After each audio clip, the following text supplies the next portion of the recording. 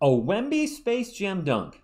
David Duke Jr. re-signed, and Sean Elliott in the hospital, but it looks like he's going to be okay.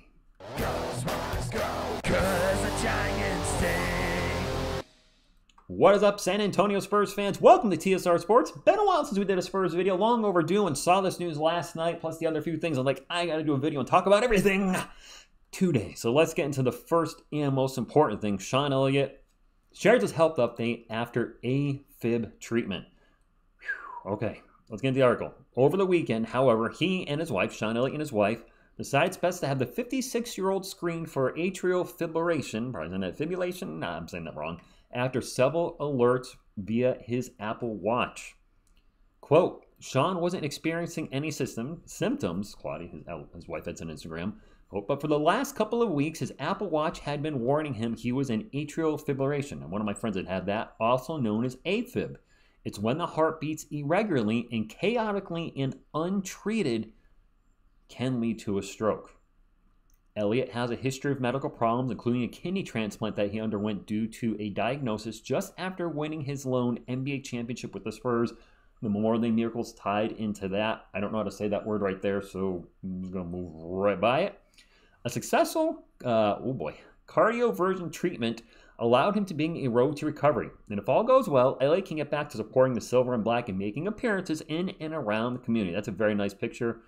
And glad he's going to be okay. Just seeing that same picture of Sean in the hospital is like, oh gosh, what's happening? Because, you know, we have on previous issues with his kidneys, like, is something happened or what?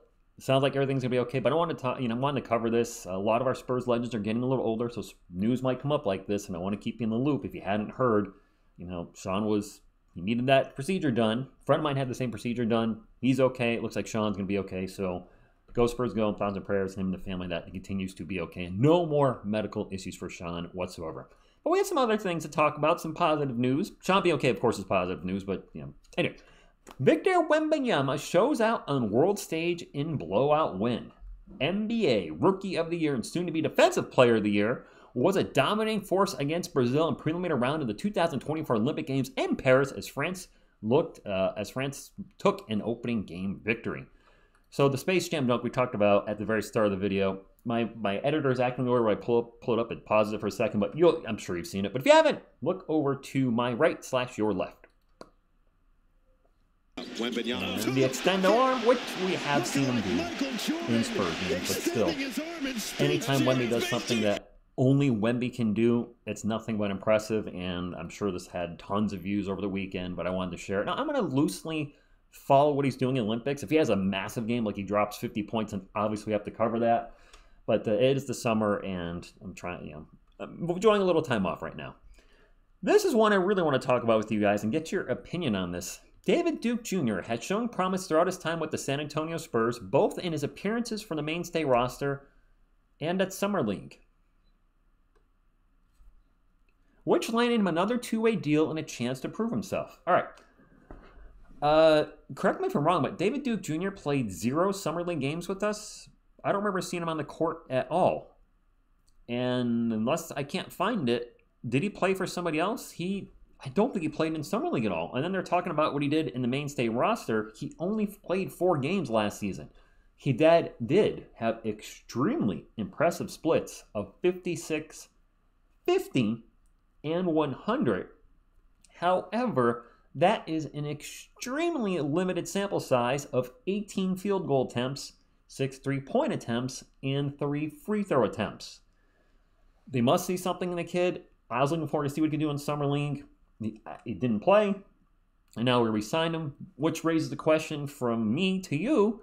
What do you think is going to happen with our two-way contract, Spurs fans? David Duke Jr. is on a two-way contract. The Bouye is on a two-way contract. That leaves one spot open for Harrison Ingram or Riley Minix, who both shined at times in the Summer League. Do we just sign one of them? Probably Ingram, since he was a draft pick, and just Minix goes wherever he goes. Or do they release the Bouye and sign both Riley Minix and Harrison Ingram? Did I say Harrison Barnes earlier? Harrison Ingram. I'm a little confused on the two-way contract situation.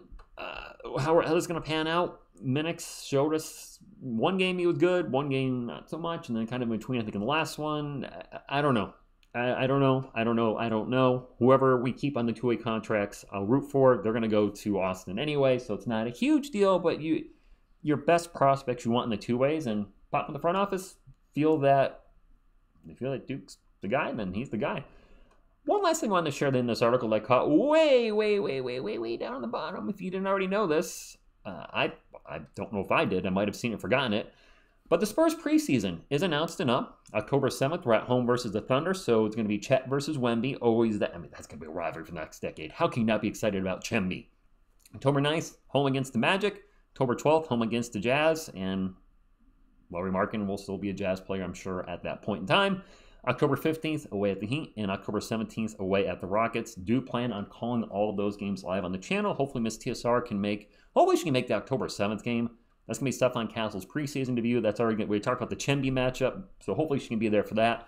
And speaking of Wemby, well, not Wemby, but Wemby, here is the upcoming schedule for the Olympics. Of course, France beat Brazil 78-66 on July 30th, aka tomorrow. They play Japan at 12:15. Another reason I can't cover this, I am working at those times. And then August 2nd, France versus Germany, tip-off 2. I assume these are Eastern times. Usually things are written in Eastern time, so there's that. So that's all I got in regards to the article. Also, Manu Ginobili turned 47 yesterday, so happy birthday, Manu. And coming up on the channel moving forward, again, Spurs news. When there's something big, we'll cover it. If there's a conglomerate of news, we'll cover it. The last Hard Knocks from the New York Giants is tomorrow. I assume it's going to be the Giants coaches and players or whatever reactions to the drafted back in April. So I'm excited to see the last Hard Knocks. We'll do some shorts on that. Coming up, we should have some Spartan footage and hopefully some UFC and WWE reactions starting the first week of August. Miss TSR has been very busy with work, and I actually haven't been here much now I think about it, at the house. So we'll see what happens on that. I'd like to get those up soon. Drop a comment down below. If you haven't done so already, your thoughts on the two-way contract. Are you a little surprised we signed David Duke Jr.? I am. I'm ready, right above me. I'm rooting for him, of course. I root for anybody that's wearing the silver and black, but I did not expect him to get a two-way contract because I thought right during the start of Summer League we released him from his contract, and then he didn't play, and now we're bringing... what? Your thoughts on Sean Elliott? Guess there's not much to say there except for, get better, and then... What are you expecting out of Wemby in the Olympics? Do you think he'll drop 40 in a game? Do you think he can drop 50? Let me know. I love reading your comments down below. Whether we agree or disagree what's best for the Spurs, I always appreciate your feedback. Hit the thumbs up, like, support the channel, and subscribe to become part of our awesome San Antonio Spurs community. Hope you're having a wonderful Monday. Thank you, and as always, go Spurs, go.